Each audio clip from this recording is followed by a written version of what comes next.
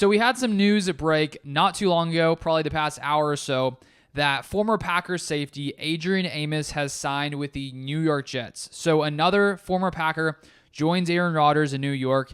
Adrian Amos is the first defensive player to join Aaron Rodgers in New York. And when we look at the Packers and their decision to trade away Aaron Rodgers this offseason, that sort of led to the letting go of veterans, players who had been staples of this Packers team for years and years, and Adrian Amos being one of those key players. I think that if Rodgers stayed in Green Bay, there was a much higher likelihood of a guy like an Adrian Amos staying there.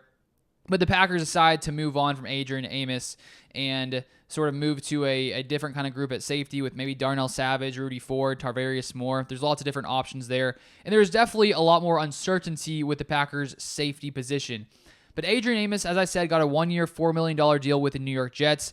If we looked back to his deal with the Packers, he signed a 4-year, $36 million deal with the Packers back in 2019. So he had been making about $9 million per year. And now with him getting up to 30 years in age, he will now be making only $4 million in 2023.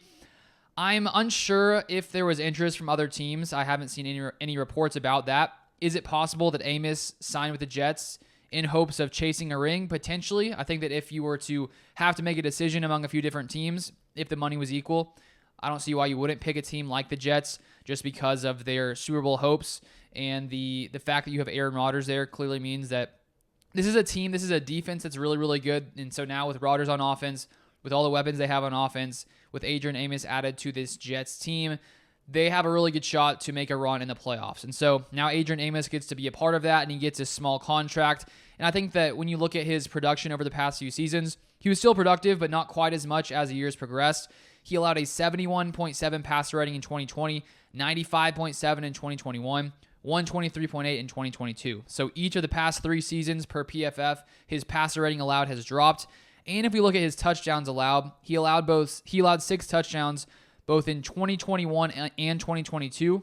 And in the 2 years previously in Green Bay before those 2 seasons, he only allowed a total of 3. So he seems to have taken a little bit of a dip in his production in the past couple of seasons, but he's still, I'd say, a solid safety. He started pretty much every single game with the Packers in the past 4 seasons, so he's a very reliable player. He's a very, very reliable tackler as well. And so we'll see if any more Packers players end up on the New York Jets.